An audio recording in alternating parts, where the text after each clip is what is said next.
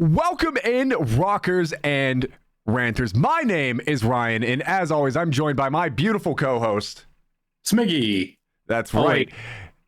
Well, that's fine, because any video listeners may be able to pick up that I cleverly put all of our names right below where we are. But before we get into that, today, what are we going to talk about? Well, we are talking about a decorated piece of art that belongs on a tour of the walls of the most prestigious museums this world has to offer. The only true way to describe this breathtaking masterpiece is isolated, purified, concentrated nirvana, right? With a list of accolades longer than the run-on sentences I use on this podcast, we proudly present to you not the album of the week, but rather our esteemed guest, Saul. Hi, how's it going? Welcome. Saul. Thank you for having me. Obviously, I'm excited to be here and a fan of the pod. So, a quick background on Saul. Half man, the other half also man.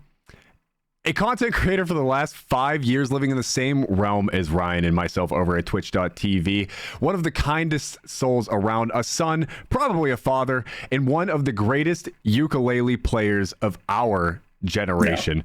No, anything more to add to that list? Because it doesn't sound like you want me to stay. And just the greatest ability to unbutton just enough to leave you wondering what's more in that treasure cove of his.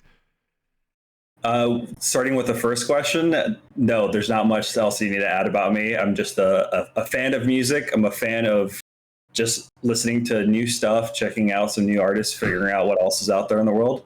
And no, you won't know what's underneath the shirt or how many other buttons there might be unbuttoned by the end of this. That's something you'll just have to find out. Treasure Island, Pleasure Island. I'm trying to take a trip either way. So a question for both of you. I should probably say what we're actually going over today. We had thrust upon us by Saul a band called Mainskin. They are an Italian rock band that was formed in Rome back in 2016, and the group consists of, now I'm going to butcher these, I'm a Polish man, not an Italian one, but Damiano David, Victoria de Angeles, I don't know how to do Italian, I'll be honest, Thomas Raggi, and Ethan Torchio. So, the question I have first for Ryan, because again, Saul was the one that suggested this. That's the whole reason he's on this show in the first place. Ryan, have you ever even heard of this band?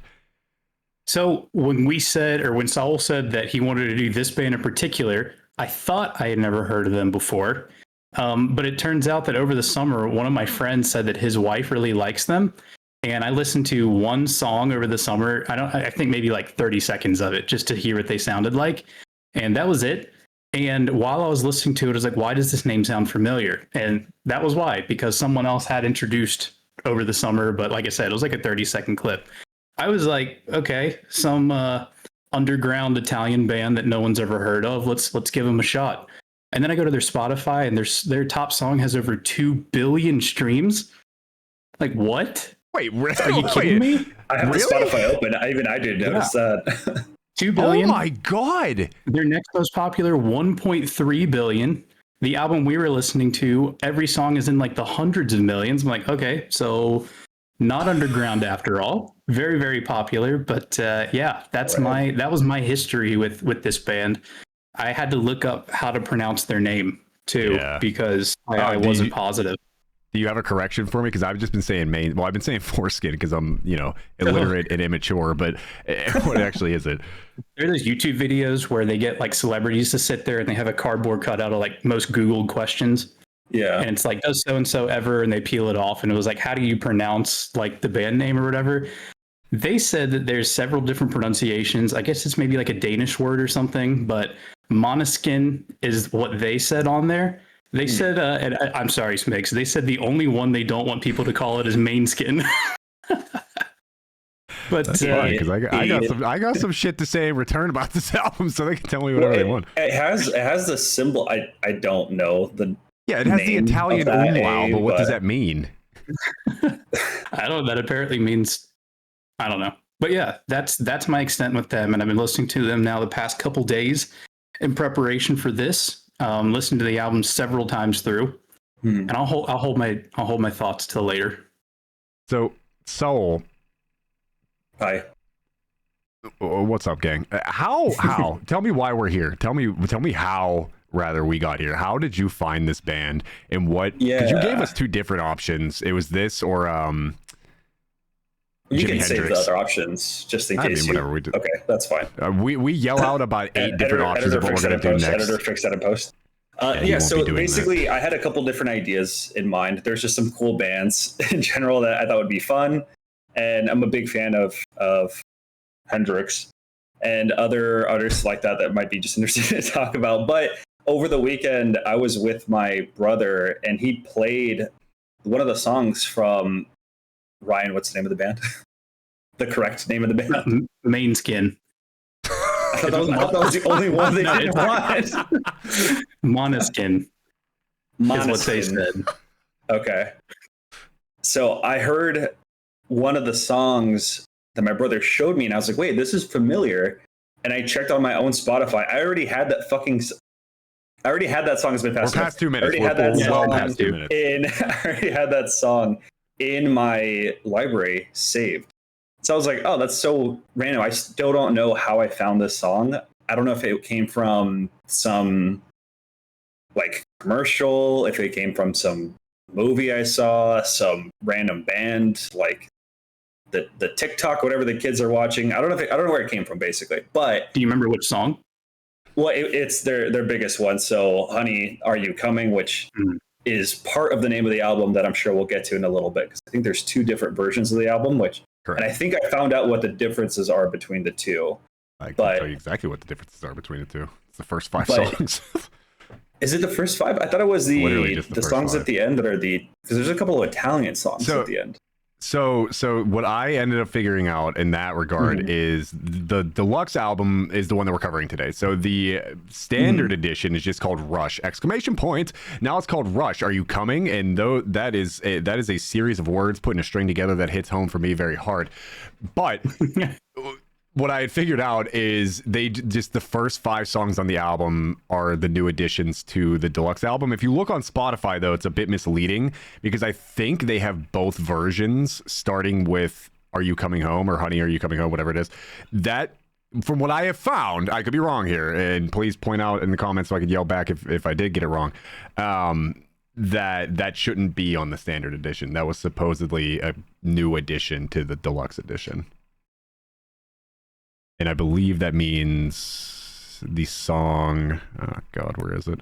The song Own My Mind, I believe, was the first song on the standard edition. Gotcha. But regardless, I threw it out there. I figured let's just talk about it because I don't know this band at all. I'd never heard them aside from that one song.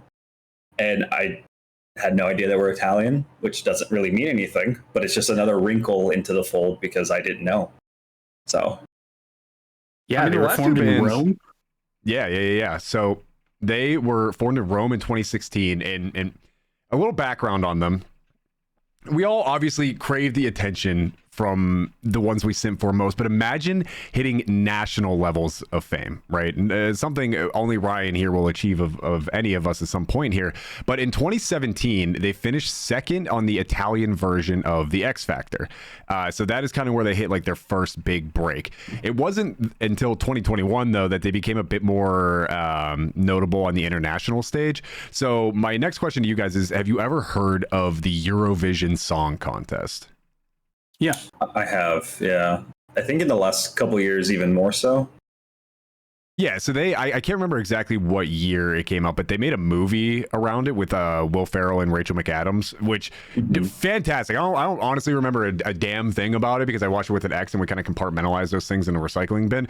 But I remember thoroughly enjoying the movie, especially because Will Ferrell he had his time, but he kind of accidentally, he's a kind of a dud now, I'll be honest. But I feel like that probably explains the competition very well if anybody has seen that film is the point of this. So that is how they ended up getting their big international break, was through the Eurovision Song Contest with the song Ziti e Bioni. It's Italian. Send it out. Which of course they were representing Italy. So the name Ziti e Bioni, it basically God, I wish you could see the smirk both of them are giving me right now. I would love to see either one of you take a rip at this. Ziti and bologna. Yeah, Which Ryan just is nailed it like first try. roughly to shut up good, or more accurately, quiet and good, or shut up and behave, according to Google Translate anyway, and a few other random Google searches. So, for whatever it is.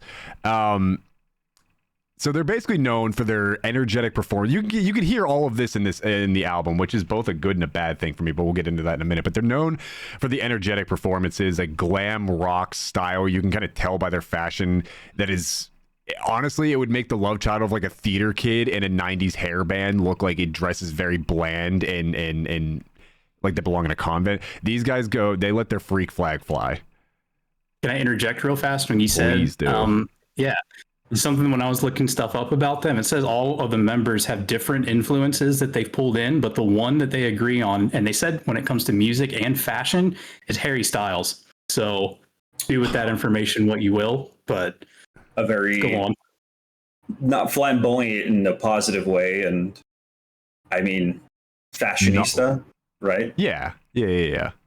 For our terms, so it's almost Hector Bellerin-esque, just more scantily clad, which I don't personally like. I think that's the side of fashion that is just, I have fuck you money. I'm just gonna start buying things that are made from animals that we shouldn't have killed, and I'm gonna wear them, and they're gonna look good. But they also won't look good because they look weird together. That's just one man's opinion, though. So, contrary to how I might review this album here in a minute, there is some good to this band and this album.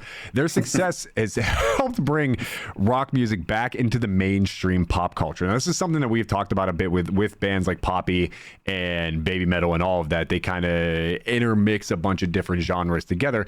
This band doesn't do that so much, but you can tell just by the upbeat tempo of most of their songs that there's some bubblegum pop in there. And this especially resonates with younger audiences. So they've since released several hit songs like Beggin', I Want to Be Your Slave, which is that one that had 1.3 million listens on Spotify, and Supermodel. They've toured a lot globally. So the album specifically that we are getting into, it is called Rush, Are You Coming? That is the deluxe version. The standard version, simply just called Rush. So Rush is, I'm just going to keep calling them this, Mainskin's third studio album, which was released in January of 2023. And the deluxe version that we're covering was released in November of 2023. And it adds 5 new tracks: Honey, Are You Coming?, Valentine, Off My Face, The Driver, and Trastevere. And those are just the first 5 songs on the new album. So probably not. Very much so, probably not. But that's okay. So I want, Saul, since you were the one that suggested this band to us in the first place,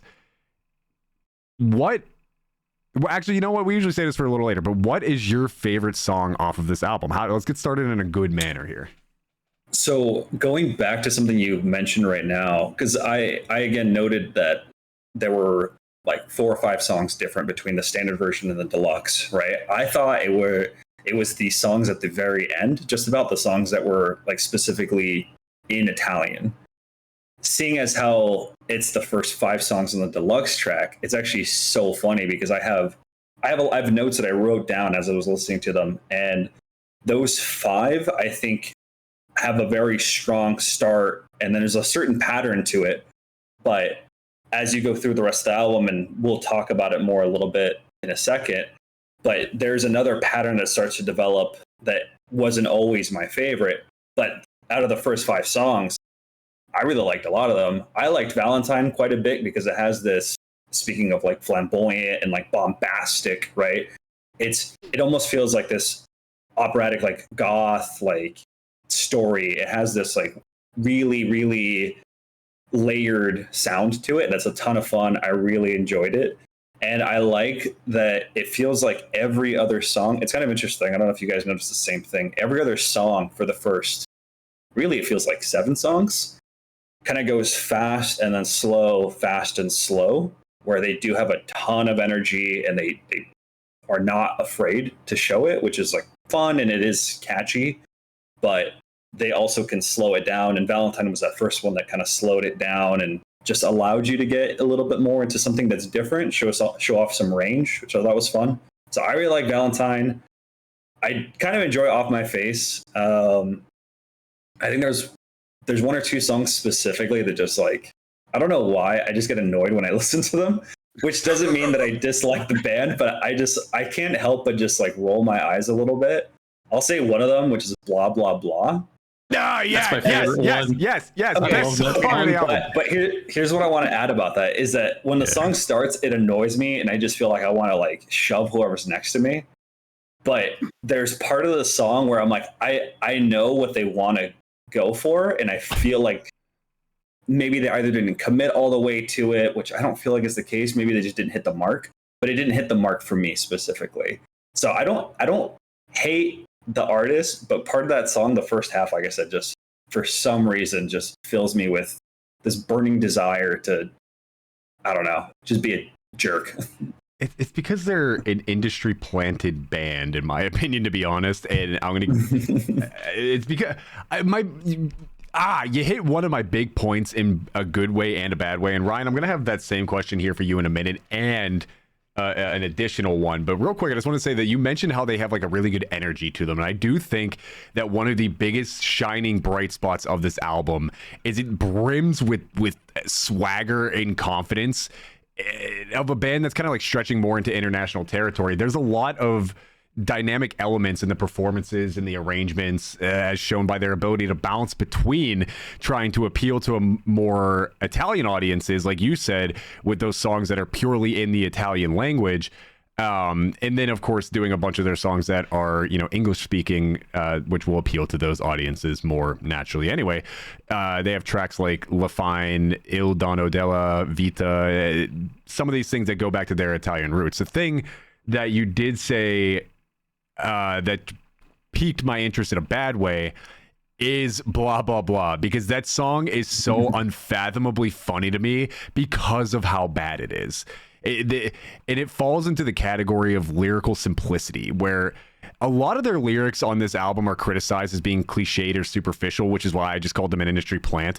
And the themes are sometimes heavy on like rock star tropes, that sex, drugs, rock and roll lifestyle that we talk about so much, love, lust, rebellion, whatever you want to call it. But they never really hit a twist, an M. Night Shyamalan twist in the song. There's no deeper meanings to anything like this. So I think that's kind of what you were saying, where you were struggling to have it hit a true mark, because I don't think there's really any substance to it. And Blah Blah Blah encompasses this perfectly. It's catchy and honestly hilarious song, but it literally just says, ha ha ha ha ha ha ha, I want to fuck, let's get to my spot, but I'm too drunk and I can't get ha-ard. Ha ha ha ard. I'm sorry you don't appreciate lyrical genius, okay, but that's not our problem. Hey, maybe that's something we can all relate to there, but not obviously every song doesn't need a deeper meaning, but there's a great merit in creating something that people would just turn on and rock out to, like this song. But it also feels like there's too many instances of that on this album, and almost as if they typed into ChatGPT, how make crowd go jump for hour, and that's just kind of what it hit to me. So Ryan, with all of that information plus two questions, one of course being what is your favorite album on this song, and two, I want to play a little game of Where's Waldo with you, Ryan, because we talked weeks ago, and you probably already know the answer to this because we've listened to this excessively over the last few days. But we played this game a little bit with the Baby Metal album, where they featured 1.5 million artists. One of them, of course, being Rage Against the Machine's absolutely iconic guitarist, Tom Morello. Now, when we talked about him with Baby Metal, we had, I don't even want to say mixed reviews, but slightly differing opinions on how they utilized Mr. Morello and his talents. Both of us kind of said that he probably could have shined a little bit more in there. I know I definitely said that like he has a pretty good riff in there, all of that. But the game of Where's Waldo that I want to play with you today is, could you even tell me what song on here has Tom Morello in it?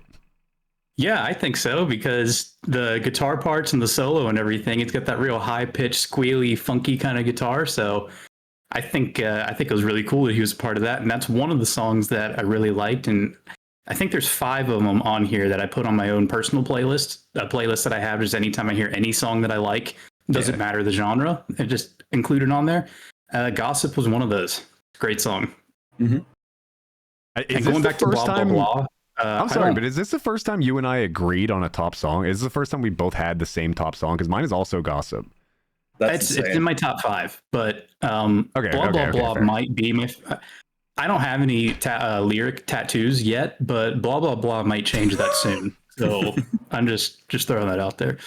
No, my favorite song off the album is Get hard. This means a lot to me. It's the opener. Honey, Are You Coming? I love that song. It is so good. It's so catchy, and I do think it's pretty unique, like compared to other like pop rocky songs that I've heard. But man, I love that one. Gossip is probably like number 3, but you know, we're close. If Gossip is your favorite, Smigs, yeah, we're close on this one. Considering the Tom Morello song that he was featured on Baby Metal was my least favorite, and it was your like second. That was like, yeah, that was one of the best ones on there. Miles apart. It totally banged. So sticking with then the opener, the opening act here, the Honey, Are You Shrinking the Kids? Do you think, with the knowledge now that the two different albums had different opening songs, so something that we as lads chat a bit about here is the idea of the album both as standalone songs, you know, you just hear them on the radio, or they're on now, like Ryan said, they're on just your playlist, they come on shuffle. You're not thinking of the album as a concept, you're just thinking of that song itself. So we like to think of it in that regard, but also how the album itself is composed. What is the story it's telling? Did they put all the songs in the right places? Did they have a good ending song, a good opening song? Questions like that. So with the knowledge that the songs Honey, Are You Coming, and Own My Mind were respective openers, do you think one of those was a more appropriate opening to the album, or do you think that they both kind of serve the same purpose? And do you think either or both of them are a proper opening to an album like this? So what say both of you? I think both of them, starting with the end there, I think both of them can be a proper opening to an album. I focused on this album the way that I feel like I used to listen to a lot of music, which is just go straight from the start to the bottom. I feel like in the last couple of years, for some reason, I just shuffle it and let it just ride. I'm insane. But for this, I really wanted to just see, because they're, at least in my mind, I thought they were a little bit of a smaller band, someone that was relatively new. So I wanted to see what they were doing, right? I wanted to see if they thought, hey, this is how we want to make this. This is how we want to build it out. And that's what I really like to do, especially with like movies specifically. I want to see what the director had in mind. So in this case, Honey, Are You Coming obviously just seems like the best start, because you're just hit immediately with that punch, that energy, that high octane, fun, jump around. As you said, jump, jump, dance, dance, dance, monkey, clap, clap, clap. But I almost think that because in this deluxe version, they started with those additional songs and then kind of went back to what they originally had, it almost throws off a little bit of this. I don't know. I'm struggling to find. Yeah, it's just a little bit off for me. And there's a couple of things that you both said that I very much agree with. One, I think my biggest gripes were the lyrics being a little bit maybe simple at times, or a lot of the time. But something else that I really noticed is that it does start to develop this trend and almost like a story to some extent. And then once you do hit, I think probably after Gossip is that 7th song on the album, the deluxe album, it does start to kind of just mesh a little bit together. Like, you do have some standout songs that feel good, they're fun, they're a little bit different, but they do feel too similar. And I don't know if you guys caught it, but there's a certain riff and like this rhythm that they play in a lot of their songs. And I think there were like 3 or 4 songs, it felt like in a row, that had the same exact, I think it's their strumming pattern. I don't know, like, Ryan, I don't know if you heard that or caught that, but it feels like it was very much the same strumming pattern repeatedly, just on its side, obviously, every other song. Yeah, so I don't want to give my ranking out of 10 yet, but I do want to say that after I listened to it a couple times through, one of the things that I wrote is that it starts off really strong. When you said the first 5 were your favorites, I agree with that. And I didn't realize that those were the bonus tracks. You don't really hear the deluxe editions of putting their new songs at the front.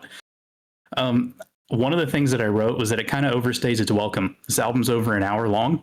I think if it was like 38 minutes, perfect. That would be awesome. You could cut this down. They probably had enough material. They could have put out a second album already by now. They could have just used some of the songs from here.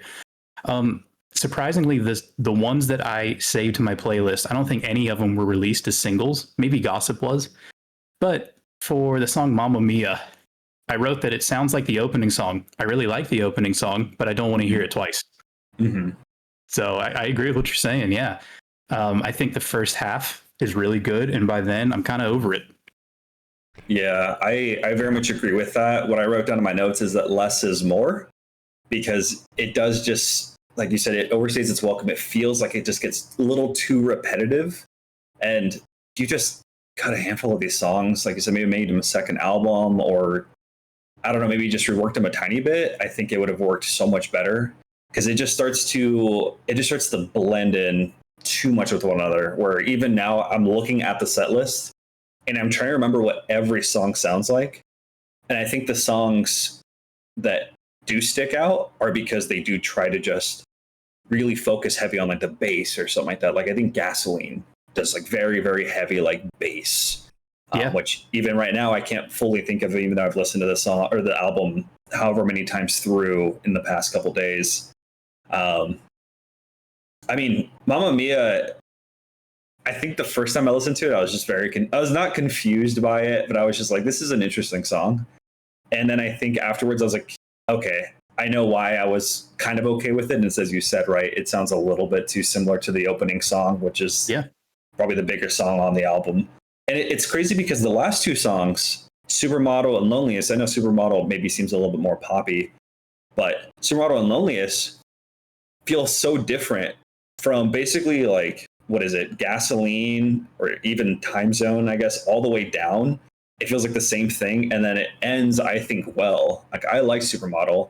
I liked Loneliest actually quite a bit, because they just decided to do something a little bit different. The range is still there. It's something more unique.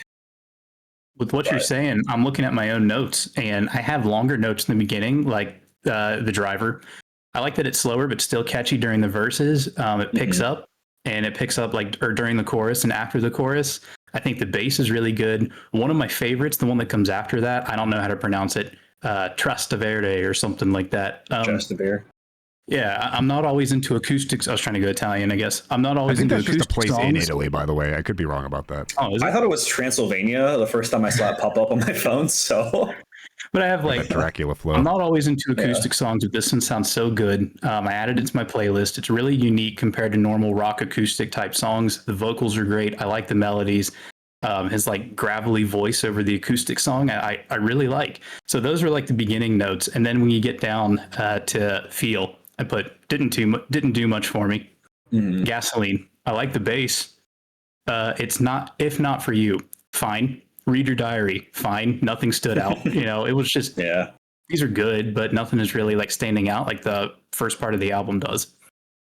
Can I ask you both what you thought about track 14, which is Cool Kids? Smiggy, you want to go first? Yeah, starting with Smigs. I'm having it play in my ear right now, so maybe Ryan, give your opinion first while I refresh myself on the song. Cool Kids, in between all of the fines and okay, this was okay. I actually wrote some stuff on this one.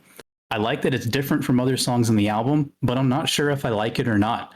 I'm not going to skip it if it comes on, but I'm definitely not going to go seek it out. I like that it was different, and it was a little bit like more aggressive, I guess. And grungy. It's very garage band. I don't know if they did it well, is my thing. I don't hate it. I'm not going to skip it. I do like that it's different, though. I wish they did more stuff like this. And the acoustic song that I mentioned, you mentioned The Loneliest, how it sounds different. I like that. I like when they're changing it up. And I don't want to accuse them of just trying to make a radio hit or something that'll be dancey and catchy or anything like that. But yeah, I want to see these guys. I think they could let their creativity flow a little bit more, and it will be really good. I think this song kind of sucks. I'll be honest. My problem with this album, I by the way, I'm staring my own narcissism in the face because that's the longest I've ever had to be quiet on my own piece of media before, while you two gave great reviews on this, and I'm realizing I have a problem, but that's okay because this is our podcast, so I'm allowed to be a little greedy sometimes. But I think you guys both brought up really good points overall before I get more into the Cool Kids song. But this whole album, and I think why I dislike the song Cool Kids right now, is because it's such a good problem to have, but it's still a problem where you come into all this money and now you just want to buy your kid all these presents, but at some point you've bought them too many of the same thing. You've bought them too many presents. You've overstuffed the stocking and have thus become inconsistent with what you're doing. And it's 17 tracks on this album. You know, the new bonus ones, all that. This album is just so long. It's too long. We talk a lot about how we do a lot of these albums that are 35 minutes, 45 minutes. And I used to think to myself, wow, that feels like short compared to old standards where you get these 90-minute albums and all of that. And I think there's still definitely a place in the industry for longer albums like this. And an hour is honestly not even stupid long. But whenever so many of the songs sound the exact same, some of the tracks just feel like filler. The flow can be uneven. It feels like a lot of the singles were just tacked in there instead of being woven into the story naturally. Like I said, it's something we talk about a lot, where you can look at all of these as individual songs and rank them maybe a little bit differently, and maybe they all get a slight buff because of that. But when you look at the work of the album as a whole, you listen to whatever there is, and there's 22 songs on here. Mm-hmm. Yeah, 22 songs on here. 16 of them sound the exact same. They sound the exact same. And Cool Kids is no stranger to that. Now, why I don't think it's as damning as I'm making it out to be is because that repetitive flow is good. It is a good sound, a style to have. But one, you do too much of it on the same album. And two, it is just so heavily beaten to the ground by so many other bands.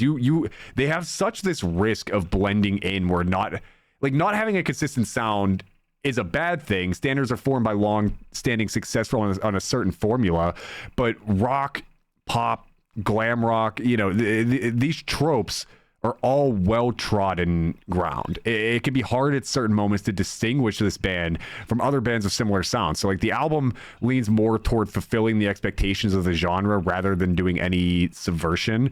They kind of just sound like your Franz Ferdinands, The Struts, Arctic Monkeys. Me and Ryan talked about a few others that I can't think of right now, but they just sound too much like those bands, and then they do too much of that sound in the album itself. So while I think it is a really good sound to have, I don't want to hear it 16 times in an hour. I want you to take a risk, change it up a little bit, which is why I called them an industry plant earlier, because they sound so much like all of these other uber popular bands. Again, your Arctic Monkeys, your Struts, to name a few. And it just feels like they're doing this because it sounds like what they should be doing rather than they enjoy the genre and want to test the limits of it. Yeah, and from the research that I saw, it said that they used to just play on the streets. They would go on the streets of Rome, set up their instruments, and they would just play for people passing by. One of the competitions that they had to enter, I saw they had to start writing their own music. So it's not like they're any strangers to creating their own music or anything like that. But then when I was doing some research on this album in particular, it said that they worked with a lot of different producers and songwriters and things like that. And one of the names I recognized, because there's a YouTuber I watch, Rumi Official, or used to watch, where he would review like a bunch of different pop music. He's a musician himself. And one name that he would always bring up was Max Martin. And it said that Max Martin, was helped them on this album. I don't know how many songs he wrote or produced or whatever it might be. I didn't get that deep into it. But this guy has written songs like Baby One More Time, I Want It That Way, It's Gonna Be Me, I Kissed a Girl, Great Shake songs. It Off by Taylor Swift, Blinding Lights by The Weeknd. This guy has the second most #1 singles on the chart behind Paul McCartney.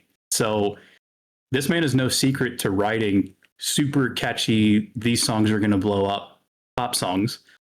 And they got to work with him on this album. So again, I don't know how many of these songs he helped write. I don't know what their earlier work sounds like. I don't know if they were more grungy and more rock, and maybe this one's more pop oriented. I really wish I could have listened to their other ones, and I will after this. But I don't know. Like, just working with so many writers and producers, you almost got to wonder what kind of influence that had on this album when it comes to maybe things sounding a little bit repetitive at times. But that being said, even though things do sound repetitive, if I'm in the mood for it, I'm still I like it. Like, I know we keep saying like the negative, oh, things sound the same. I didn't write many notes for this one. I still overall enjoyed it. I thought it was fun. The word that I wrote down on my notes so many times is catchy. It's just so many little earworms that are going to get stuck in my head. So I just wanted to make that clear too, that I do enjoy it. Are they my favorite band of all time? No, but this was fun. I did like listening to it. You mean not yet, is what I'm hearing. Not yet. I think he said what he meant.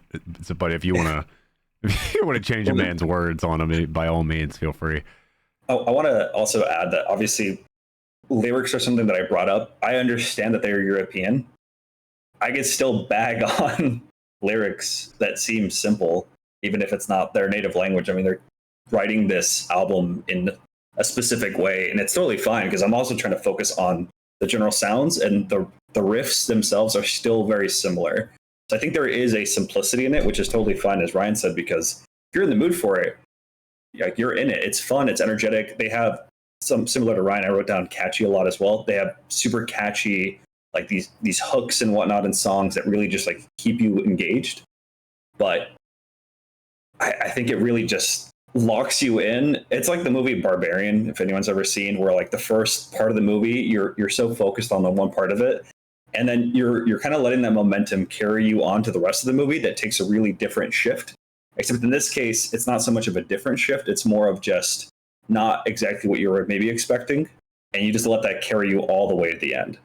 So I still think it's a lot of fun. I still enjoyed it. I still, like, I actually skated to work today from like the train over to my place, but I was blasting this. I'm sorry that I'm so cool and with it, but that's okay. If you're not. He skated to work. He's got the buttons undone, the cool chain, the good hair. Yeah, I'm Steve Buscemi holding the skateboard, saying like, "How's it going, kids?" My fellow, it was a skateboard. So you weren't rollerblading? No, but I did see somebody rollerblading on the way back, and I briefly thought about what I would look like, and I said, "That's not something I can do anymore." I love the big daddy thing and like put a stick on the ground. Hope they run over it. No. One, because I was inside of a train, and who has a stick in the middle of the train? I was gonna say, don't cite safety concerns here. If your next point is gonna be safety concerns, we're ending the podcast. Hey, I think OSHA safety is really important. It's fine that you don't, but whatever. I don't care what goes on in the ocean. International waters are fair game. So I think this album is, you light the fuse at the very beginning, and that same fuse just kind of keeps burning throughout the entire album. And then, much like my hand on screen just kind of ran out of my camera, that's all that really happens. There's no big climax to it. But what I do think gave me a shining hope for this album that never really ended up being realized, and probably because it was the 18th song on a 22-song album. But the song La Fine, right? I mean, that's probably pronounced some different way in Italian, but the way that I described this song is it's like a hall of mirrors. It told a great story where it's this hall of mirrors where every turn risks hitting a wall. And it kind of makes you wonder why you took this journey in the first place. But the refrain, which I'm just going to read in pure American accent of this Italian set of words. Sappi che non I l'inizio e la fine, which means know that it's not the beginning, it's the end. Go ahead. You could have translated. I should have made you try to translate that. How much Italian you know? Hey, I think you were in the middle of a point. You better catch that before you lose I just played a Pokemon local in Little Italy in my hometown yesterday, so I'm caught up. Don't worry about me. But it sets the tone for a song about disillusionment, right? And it kind of describes waking up after a long stretch of exhaustion, moving through life like a 9 to 5 drone, and coming to this realization that success and fame aren't exactly all they seem like they were going to be cracked up to be. And the song kind of invites you to look past the illusion of fresh starts and ask yourself, are you truly moving forward? Or are you just closing a chapter in your life and it's being disguised as progress? So what that kind of meant to me was, there's a lot of times in life where you're kind of confused of what point you are. You know, you've gone through a very tough episode, depressive episode, whatever your struggles may have been, and you're looking to close that chapter of your life, start something new. Sometimes you think you're on that new track, but it ends up just being either a bump in the road, a little bit of a realization to get you to the right track. And those kind of things can be very deflating, because when you think you're getting to that right place and it turns out no, you still have a lot of work to do, you know. But to me, it does a lot of that kind of soul searching, which, as we kind of talked about with Poppy's album last week, is apparently something that I'm just inherently drawn to, where you kind of tell a story of the self and of the mind and what makes you tick, what makes you go, and what makes, you know, your heart beat, basically. But I wanted to know what you guys thought of that song, because I thought of all of the complaints of repetitiveness and having songs with that are just lazy lyrically, to be honest. I thought this one was kind of a diamond in the rough, where it told a beautiful story in Italian, so you can't really figure it out as an American until you translate it. But I thought this song told an absolutely sublime story, and apparently, again, it's just a topic that I seem to get drawn to pretty easily. But I wanted to know what you guys thought of this song. Saul, you or me? Go ahead, because I'm listening to the song right now. I wrote, not sure what he's saying, but I like this one. More aggressive sounding than several other songs. So I agree with you. I didn't look up the interpretations or anything like that. It might have been one that I added to my other playlist. Like I said, there were like 5 songs from here that I just put on my regular playlist that I just keep adding to. And I'm starting to realize that might be, we were saying, and maybe it's a bad thing that this is over an hour long and with like 300 songs on it. That might be good though, because it's sounding like, even though we have some crossover of songs that the 3 of us all enjoy, there are definitely several others on there that we're picking from. Like, Smigs, you liked these 2 or 3 other songs. Saul, you like these 2 or 3 other. I liked 2 or 3 other. They gave choices. So, you know, maybe we don't have to go back and listen to this album and enjoy it as a whole. But the 4 or 5, 6, however many songs that we liked, you know, it seems like they really stood out to each of us. So I think that's a good takeaway from a really long album. But I agree with you that it's definitely one of my favorite ones that they did on here. So yeah, I want your opinion on this too, but real quick, just before I forget, I'm going to ask you guys the follow-up question of, and you can answer this first and then you can both answer the next question, but the follow-up question is going to be, since you brought it up, Ryan, do you think that this album works better as it is intended to be created, or do you think you get a better experience of this album by just listening to each song individually throughout the day? Not even necessarily in a row, but like you said, we each kind of picked 2 or 3 songs that we found at least sufficient, or in your guys' case, actually pretty good. So do you think that the album works better as an album, or if it was just 22 random singles thrown at you? But Saul, first, back to the original question of La Fine, how did you feel about that song? I agree. I didn't have specific notes for it, but it is more aggressive. It feels like it has more intent, especially with the vocals, which, like, I focus a lot on vocals, the instruments, and then I think just like the general atmosphere, if I'm feeling like it's creative, what way they're trying to go with the song, right? And it's kind of funny because I think with Mark Chapman, which I needed to look this up because I was like, who the hell is this person? Like, who's this person that they named the song after? Who's Mans? Yeah, exactly. And that was the first, I believe, of the like Italian songs. And I guess they're all Italian, but Italian lyrics, right? So I read Mark Chapman, who sounds like a dude from somewhere in the Midwest, loves chili. That's just a bloke from and Wales. Probably the Deftones. But come on. Come on. Deftones took a shot last week too. This is bad for an album that we both gave a pretty good review to. but Mark Chapman it feels very aggressive with on the instrumental side, and then La Fine or La Fine, I don't know what it is, but it's so much more aggressive on the vocals. So they feel like 2 sides of the same coin in a way. Okay. But they have intent. I like them both. I think Mark Chapman it's just such a funny name.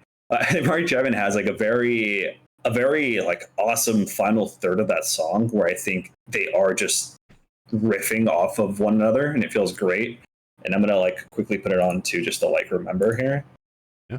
But it just feels like a good, fun like bit of showing off of like your talent, right? Your skill. Because I think the things that they have on this album that they demonstrate are all the tools that they need to be successful. I know, again, it's so much easier to talk about the negatives. Look at a Yelp review. You're only going to see like either super high or super low. It's because it's super easy to talk about the other side of the loud spectrum. minority that has a gross opinion one way or another. Yeah.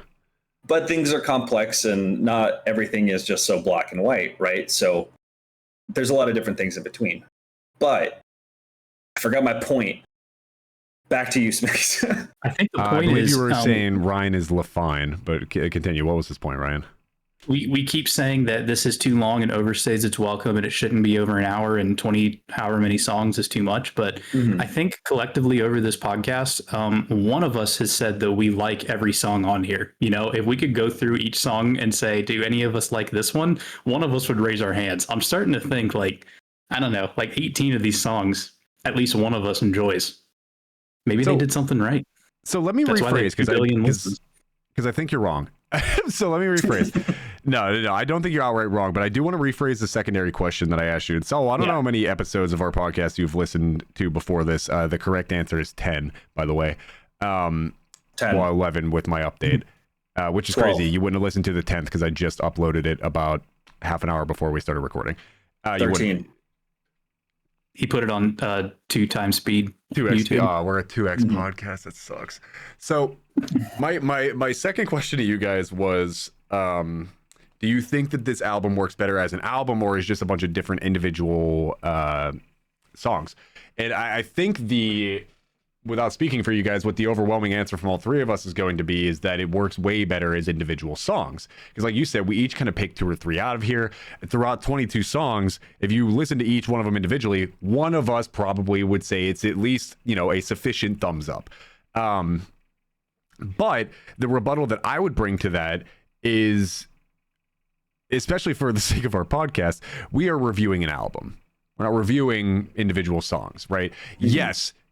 Obviously, you can't just ignore the fact that you could just put these on one at a time and make it a better experience. I don't disagree with that, not even a little bit, not once, not never. But what I would say in return to that is, again, this is an album. This is a body of art, right? And while I do think that it is absolutely criminal, I talked about this last week, maybe 2 weeks ago, something like that. I talked about it in the sports world.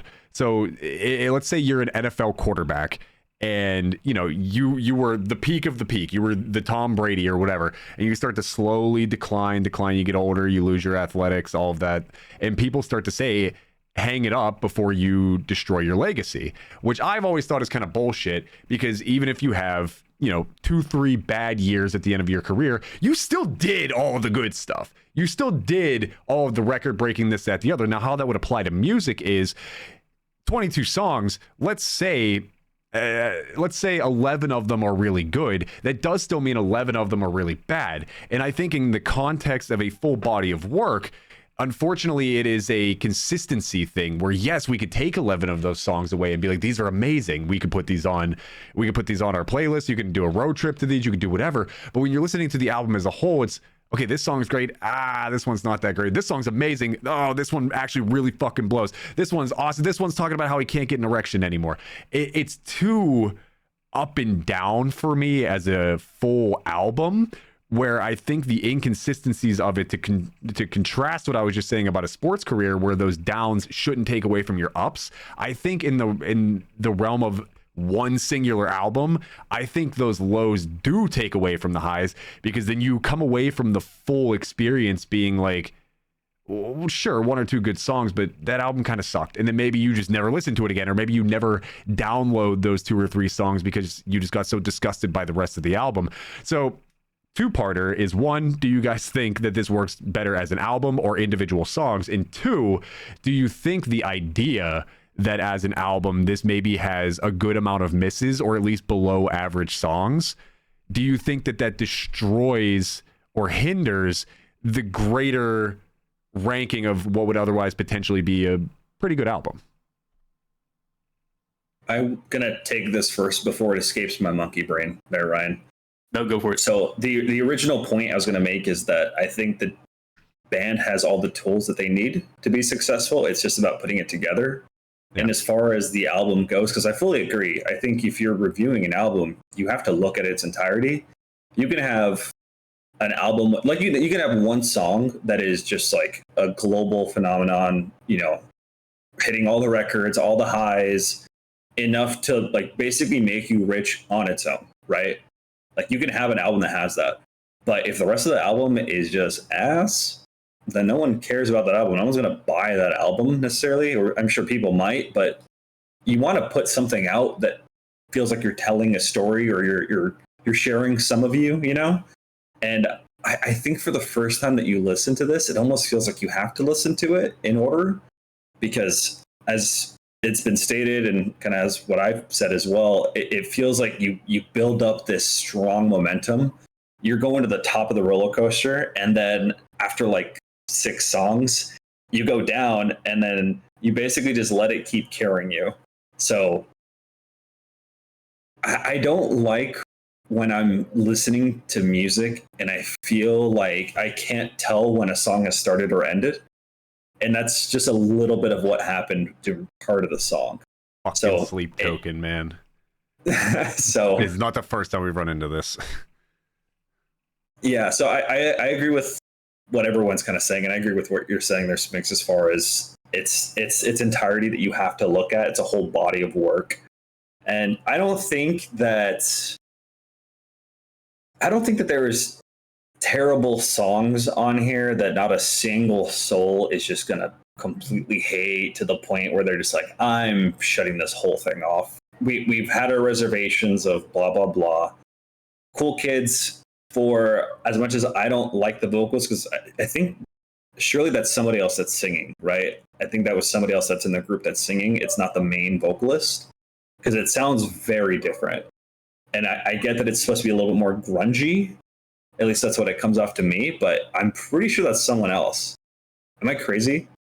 Keep going. I'll look it up. But I want to say my first instinct is to say no. Gotcha. I'm very curious.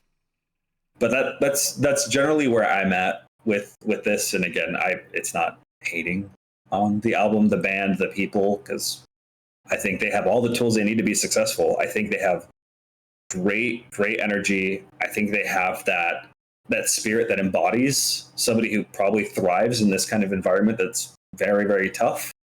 And they have that willingness to write a bunch of music, to put it out there, and to just have fun with it. But if they can keep expanding and keep getting a little bit better each time, which is it's a freaking hard thing. I'm not saying I can do it, but I'm also not trying to make an album or have a song called Mark Chapman. I still can't get over that it's just a Mark Chapman. But that's generally where I'm at. So Ryan, I'll let you give your spiel. I disagree. Quickly, it's the same guy. Cool Kids is the same vocalist. Is it really? There's no way. I think it's fine the way the album is. I know it's long. Could they have taken out 6 songs and been fine? Yeah, they could have. But I'm still of the mindset that you can be someone who listens to either pop or rock or dance or electronic, whatever. You can throw on this album and come away with, I think, several songs that you'll like.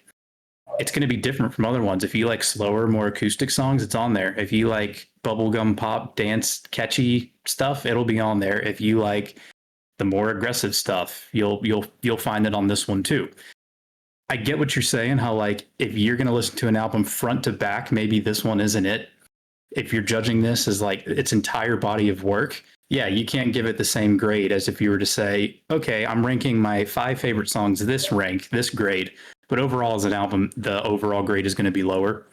But I think the format works. I know there are some bands that are moving to just releasing singles. They're doing away with albums completely. The one band that I've mentioned before, Islander, that I love, I've gotten to see them several times, and they hang out at their merch table and just talk to people. And we were asking them about that. And that's what their singer at the time anyway was telling us. They have come out with albums since then.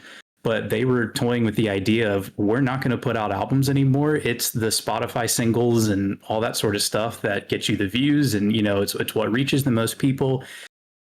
He wasn't saying that like when you come up with an album you're going to have filler on there, but it's easier if you're being pushed by a record label like, okay, you need 12 songs. Yeah, not everything's going to be a number one hit. Yeah, you only have 8 written. We need something. Not everything's going to come from the heart and soul. I think his argument was if you just put out one single every 2 months, you get to spend 2 months working on a song that you can pour your heart and soul into.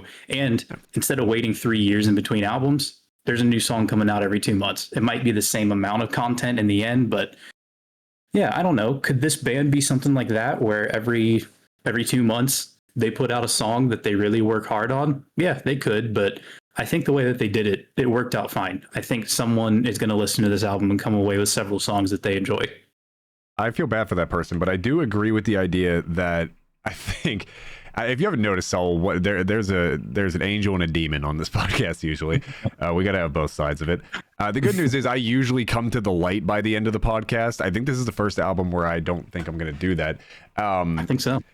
But, well, you bring up an interesting point, though, about things turning into just singles, right? Because what is the idea of an album was, back in the day, obviously you took all the time to record it, blah, blah, blah. And then there was no streaming services. There was no Spotify. There no Napster, LimeWire at the time or whatever, right? So you had to find a way to get a bulk amount of media to somebody all in the same place, same time for a reasonable price, all of that. But now in this day and age, we're the most relevant way. And the reason that we even have to ask questions like, does this work better as an album or individual songs, is because we have so many more means of listening to things as individual pieces.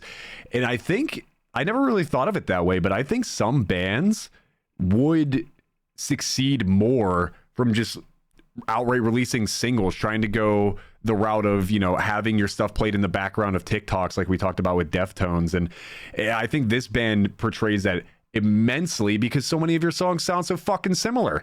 And I think points that both of you are making that are clawing and grasping to drag me into the light, that are just unfortunately failing to do so, is I do think their sound is good. And I do think they have, like Ryan said, all of the different pieces to put the puzzle together. I just think the puzzle is 1,000 pieces and 999 of them are just black space. It's the same shit. It's just too much of the same shit for me to want to put this over the top. But I do like the idea of them becoming like, let's release one song at a time and have it be really good. Have microdose you on our material, and maybe you won't get worn out of it like we kind of saw, well, for me anyway, like what happened to me here, and I'm assuming other people too. Now, I've made a lot of jokes, obviously. I do think that this album will be for a lot of people, and however, this album came out in, 23, so is for a lot of people. I think you just have to get over the fact that you're going to listen to the same song 16 times, especially if you're not willing to do the deeper dive into lyrics like we kind of do sometimes here, which has turned both of us from thinking songs are really good to really bad, or vice versa, or it has given us a new perspective on songs. Saul, my last real question for you here is, sorry, actually I have a couple more questions, but my last real critique here is what I meant to say is, what do you think of this? Because I sent this note to Ryan. We don't ever talk about the podcast before the podcast other than when we pop in right before hitting record. But the note that I sent him was, Young Gravy is just better. And why I said that is because a Young Gravy song came on right after the album finished. Spotify would just randomly throw something on next. And I've never been more excited to board the gravy train and get the hell away from whatever this album was. That's what bothers me about this. Do you think that Young Gravy holds a candle to Manaskin? I'm pretty sure that the algorithm plays music that is somewhat similar, but also based on things that you would like. Because I also got songs after the album was over, and I got Paramore and zero Young Gravy. I got more Maneskin. I did get some more of the same band, which I wanted to listen to because I didn't want to go do a full deep dive into their old stuff, but I did want to hear a little bit of like their previous songs, and they still have a very, I'm going to say similar sound, but not in the way that we've been discussing it. Similar in that it still has that energy and it still has a kind of a catchy hook and those vocals and whatnot. But it did sound a little bit different, at least. So, yeah, that's fair. To answer your question, Smigs, I think you just really like Young Gravy, and that's fine. That's not exactly a secret. I did also think about the idea of how does this tie into Manaskin, especially because right after that they did start playing Maneskin again or similar bands. I was like, how did this get? One of these things is not like the other. But with this being an Italian band, which one? Who do you think is the Mario, the Luigi, the Wario, and the Waluigi of the band? Ryan, this is a real question I wrote down. Mario's got to be the front man, right? I guess so, yeah. The drummer would be Waluigi. He's got rhythm to him. I can get with that. He's lanky. Who are the other two? Luigi and who? Luigi and Wario. Wario. Did you say Yoshi? So you named drummer and vocal, so we have a bass and a guitarist. Wario's the drummer. I take that back. Okay. Wario's the we drummer. have a bass and a guitar. Waluigi guitar, Luigi bass. That hurts, but I think it's true. I think it's just true. All right, so if you don't want to answer that question, then here's another question that we have. If this album were in a movie, let's just say like a road trip movie, since I made that comparison earlier, throwing these songs on, which track do you think would be most likely to be played while you're getting in a car crash? And maybe it's an action scene, maybe it's traumatic, maybe it's whatever the director wants to make of it. And which one do you think we would be most likely found making out in the back seat to? I'm just gonna say Gasoline for both. Gasoline is just so hot and heavy, and it just has such a like aggressive percussion to it. I think if you're in an action scene, you're flipping your fucking car, or somebody is just walking away with fire behind them, you're going to hear this song. I get that Gasoline is in the name, has to do with cars, but it very much feels like it works for that. Okay. And then sure, if we're feeling steamy, then something just aggressive to get the Jimmy's all rustled is going to do that. You know, maybe Mark Chapman. Maybe me cut to Mark Chapman. All right, Ryan, which one are you and Brittany most likely to be caught making another child with? Blah, blah, blah. That is maybe the funniest thing you have ever said. It's the song. I can't believe that it's a song that feels like it's stuck with me through every other song. I can always hear that song, even if I'm listening to anything else, regardless of what it is. I put on System of a Down earlier as like a cleanser, just to like in between album attempts and all that stuff. That song just feels like you would hear it on like a JC Penney's commercial, just like the blah blah blah part. It's just so normal. Yeah, I don't know, but it does stick in your head. It's great. Can you give me the lyrics again, Smigs? I think I have them written down. Just that section again. Ha ha ha ha ha ha ha. I want to fuck. Let's get to my spot. But I'm too drunk and I can't get hard. Ha ha ha ha ha ha hard.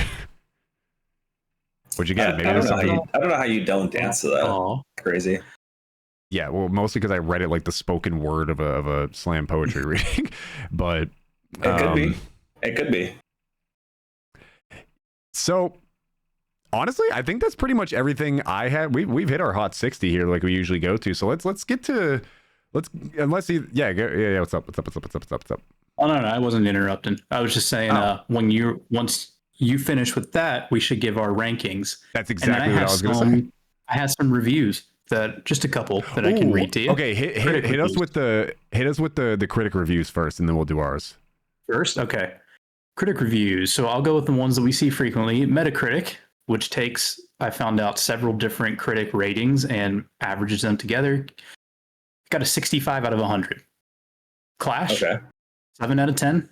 The Daily Telegraph, 4 out of 5. The Guardian, 3 out of 5. Kerrang, 4 out of 5. Pitchfork, 2 out of 10. Whoa. So, why does that sound so accurate for a review company called Pitchfork? Why do they hate Italians? I'll read 2 reviews, one good one, one bad. Ro Chung of The Skinny. They said that the album perfectly captures the sense of spontaneous authenticity that makes for a one-of-a-kind show. Jeremy Larson from Pitchfork, the one that gave the bad reviews, dismissed the album, calling it absolutely terrible at every conceivable level. vocally grating, lyrically unimaginative, and musically one-dimensional. It is a rock album that sounds worse the louder you play it. Wow, I like half agree with 75% of that. Soul, when we do our rankings here, which I know you've listened to all 10 episodes, so you know, when we do our rankings out of 10, all 13. I know 5 people always think of as really bad. That's a 50%. It's a failing grade in school. 5 to us means average. You're right in the middle. That's the baseline. 5 out of 10. You have set the standard with 5. If you're at a 5, you are the most super duper basic average you can get. Anything you can't below give everything 5, an 8 out of 10, average, or the 8 doesn't mean anything anymore. Yeah. So I got that. I'll start my ranking for this as a 6.5 out of 10. If I'm judging the 5 songs that I give that I save on my playlist, those are like 8s. Overall, as an album, 6.5. Okay. I can go next. I'm feeling a generous 7, just because I think you do kind of have a little bit of something for everybody that you can easily just go into it. I think the word spontaneous show is kind of perfect. Where if you walked up to this at a festival, you're probably going to walk away having a pretty good time. Totally, and you're not gonna, really complain too much about it. You got what you wanted. You got some good energy, some good fun, and then you're, maybe going to come back to it at some point, or maybe not. I think 7 fits that pretty well. Nice. Fair. I'm actually shocked because I'm not as far off of either of you as I thought I would be for how distinctly average I think this entire album is. I hesitate to give it an outright 5 because I think it is better than that, because like you both said, as I continued to chastise it up and down the field, was that it has all of the right pieces to put that puzzle together again, right? I just don't think it does it very well, or rather, I think too many of those pieces are very similar. I think... Initially, when I thought about this, I think I thought 6.5 as well, which is why the Metacritic thing shocked me, because usually I'm not super in line with... I mean, I'm close, but not super in line with them. But I think for the first time of any of our reviews, I have talked myself down. I've talked myself to a lower grade for an album. Usually, like I said, we come to the light here. We read some lyrics, or Ryan says some profound shit that gets me to give it a 0.5 or a 1.0 bump or something like that. You're ready to give Sleep Token like a 3. And then that album ended up being like, yeah, it was. I think I ended up giving that like a 6 or a 6.5 or something like that. There were some scalding points in that episode. Yeah, it was the first one. We had to set the tone. But I can't give this a 5 because there is clearly a path that they can take to build off of this. A 5.5 feels right, but a 6.5 feels equally right. So I think I'm going to land right in the middle at 6.0. I think I'm landing closer to the 5.5 side than I am the 6.5 side, but I'm going to stick a solid 6.0 on this, which means it's a tick above average. Like I just said, I think it has all the workings as well to build off of it and make a way better next album, whether that is shortening the length of the album, or releasing a bunch of singles before throwing them on the album, or changing up your style between songs a little bit, trying something new. Whatever amalgamation of these ingredients you want to put together in your crock pot would work great. I think they have so many different options. They have way more options to the happy castle than they do to the sad castle. So as long as they, seemingly as a talented band, take that route, they're good. If they take the other route, I won't be shocked, but I just think that means they get stuck and pigeonhole themselves into, a one-dimensional act of sorts. So 6.0, a 6.5, and a 7.0 averages out to that 6.5 that Ryan gave them, which is what Metacritic gave them, and they seem to be pretty fair about all of these albums usually. So I think this is probably, without thinking of what I actually did give Sleep Token, I think this is, as a full body of work,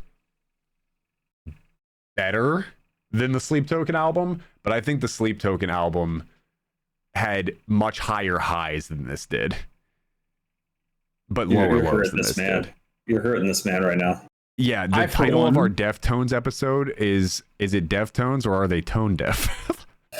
Yeah, I personally will be ready when Mainskin, Manaskin puts out their new album and we get to review it on here.